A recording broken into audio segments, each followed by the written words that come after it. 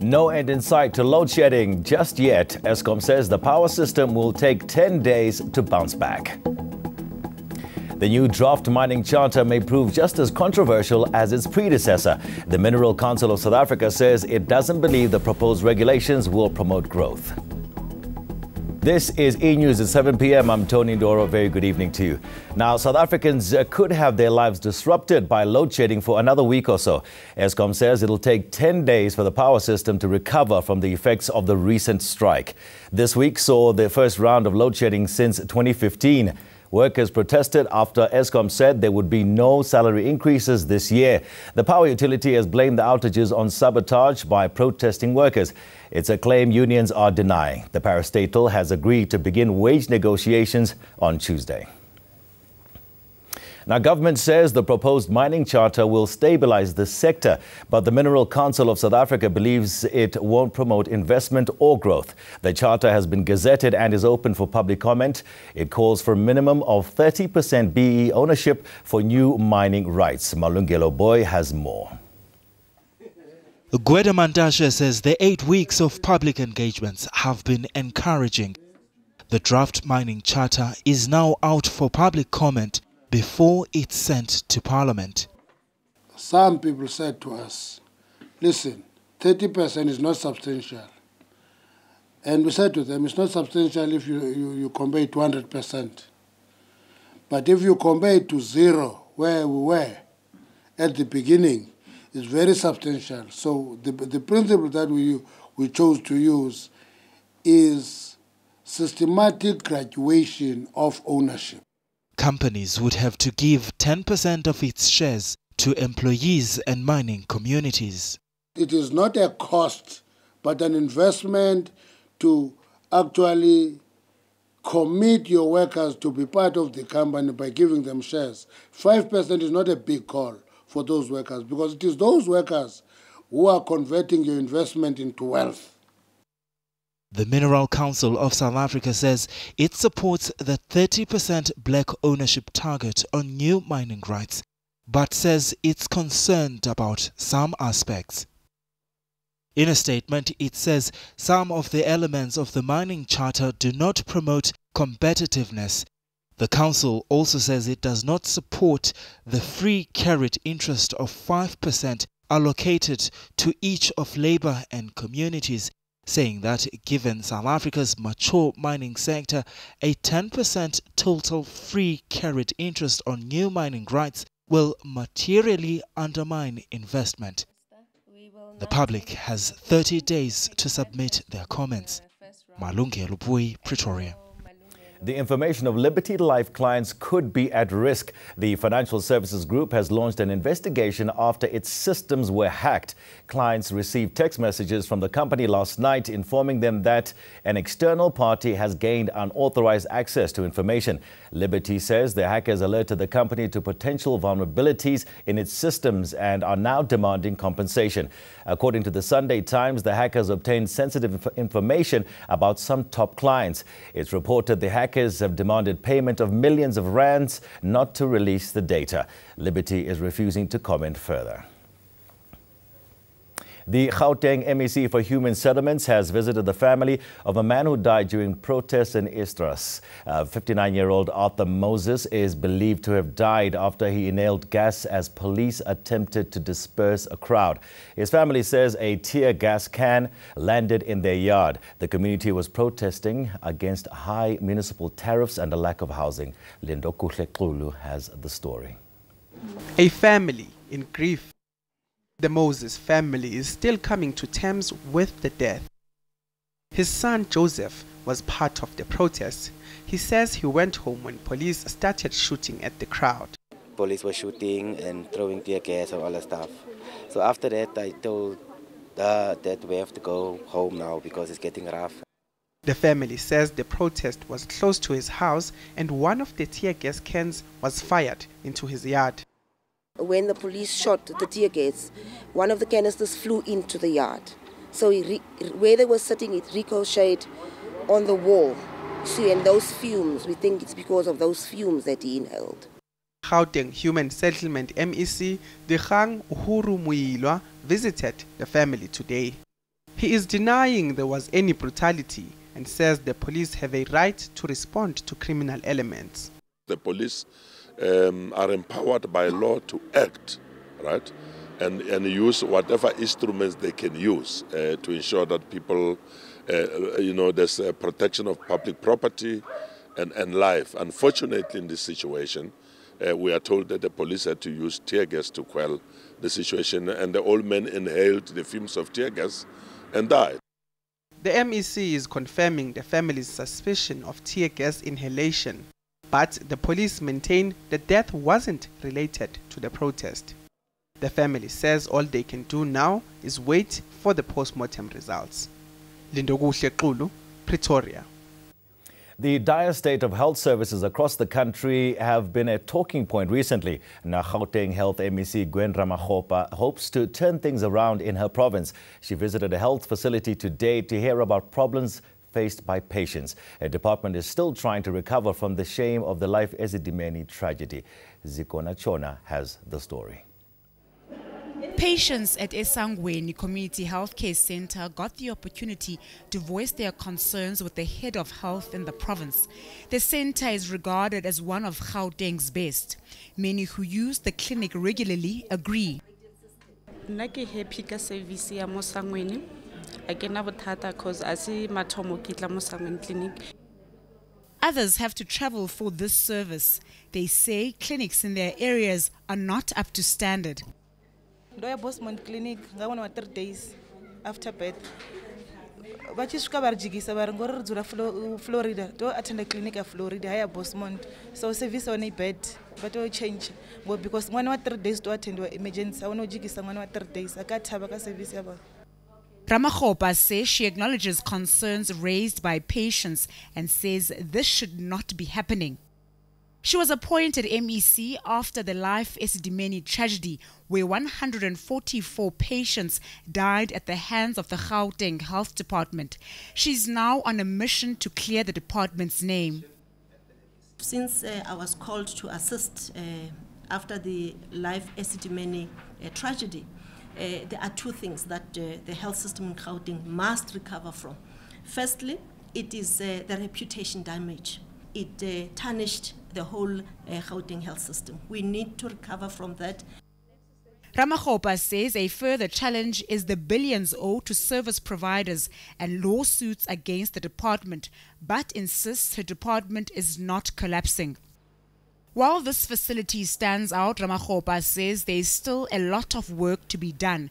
She says her budget speech next week will give details on how the province plans to spend its funds in the year ahead. Zikona Chona, Tembisa. Coming up after the break, we'll tell you why these foundations represent broken promises. Stay with us.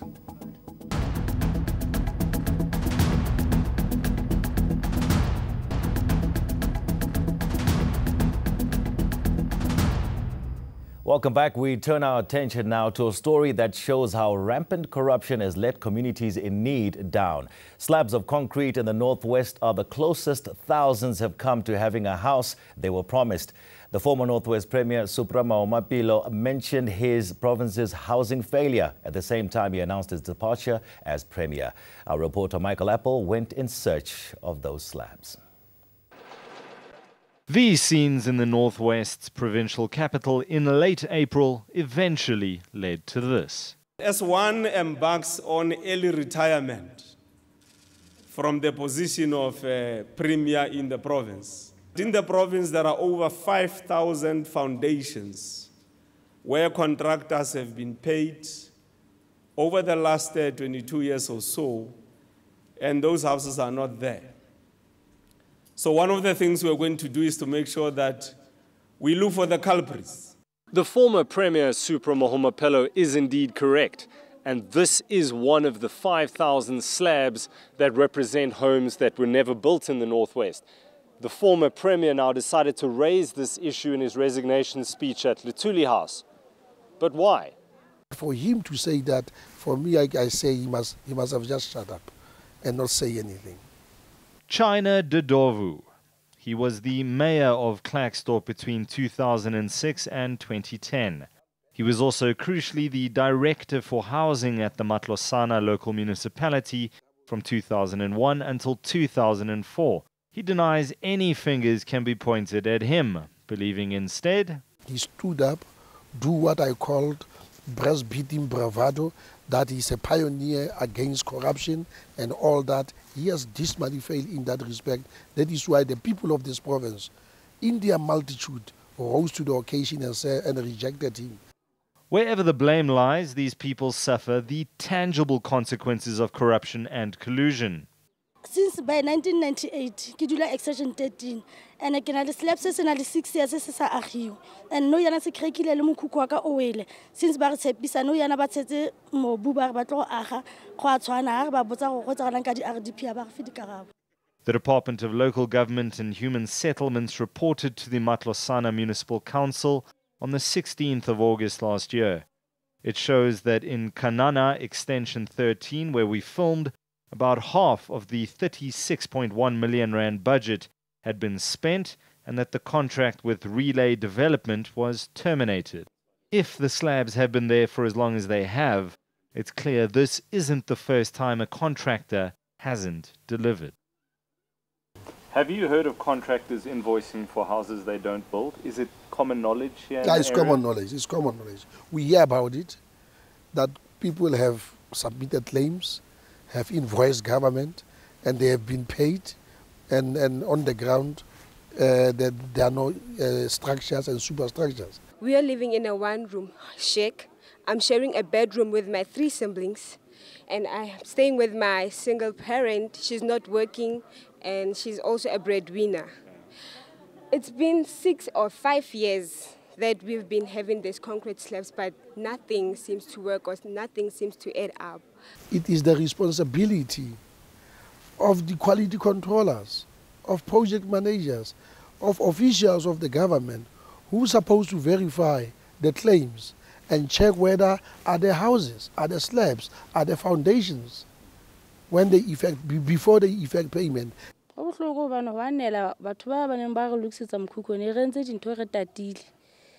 Renana go re tla ahelwa ka pelenyana ha batle mokhukhu o di phahla dingata ha o kena moya pula ya kena le lerwele la kena thongolongwe e teng ya kena ka mo.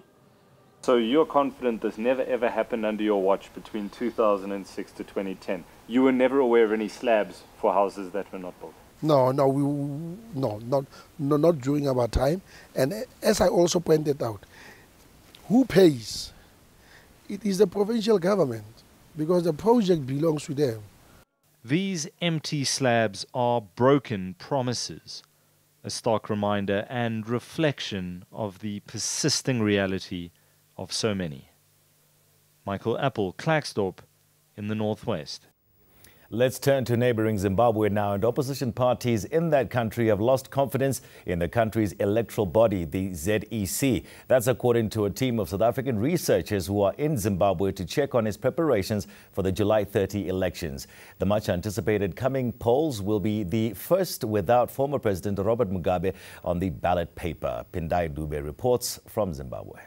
A team from the SA Institute of International Affairs has met with civic society groups, economists, human rights activists and members of the ruling party ZANU-PF and MDC opposition parties in Zimbabwe. There are 23 presidential candidates for the July 30 elections, while over 100 political parties are taking part in parliamentary and council elections. For the first time in many years, President Mugabe will not be on the ballot paper, and the late Morgan Tsvangirai will not be on the ballot paper. So there's new political forces, but there is concern. I think we've spoken to a lot of political parties, we've spoken to civil society activists, economists, and people are concerned about issues, the non-transparency of the process, criticisms of the Zimbabwe Electoral Commission, the ZEC, the fact that the voters' roll is still not available for anybody to check it, and there's a lack of trust, I think, in institutions. 2 weeks ago, MDC members protested in the streets of Harare, demanding transparency from the ZEC.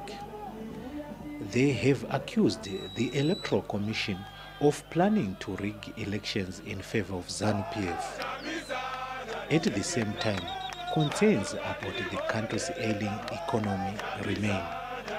Zimbabwe's unemployment rate remains stubbornly high even after President Emmerson Mnangagwa took over the reins from long-time ruler Robert Mugabe last year.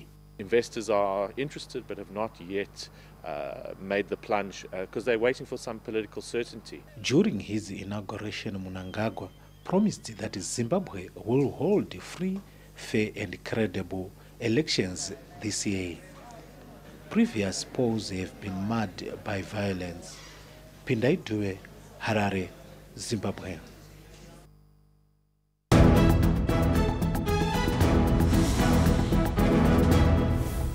Here's a recap of your main stories this evening.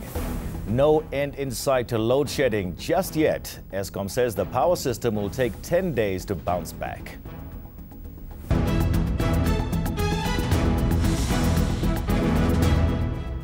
Now, after months of anticipation, rapper eNCA has released his third album, which is called Touch My Blood. The album features the hits The World Is Yours and Kaifa's Song.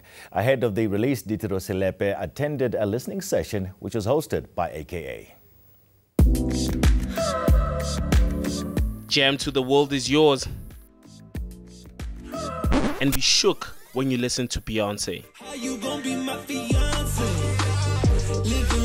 With his last album being released in 2014, the rapper is back with the new album, Touch My Blood. I had to dig deep. I went through a lot of, personal things, business things, and the reason why it's called Touch My Blood is because it really is my soul. But he says he now realizes there's more to life than just making music. For my fans, I needed to do this album. For myself, for my family, for my company. But now I feel like there's other things I want to do. Maybe I want to take my daughter to tennis. You understand? Maybe I want to learn French. Maybe I want to travel.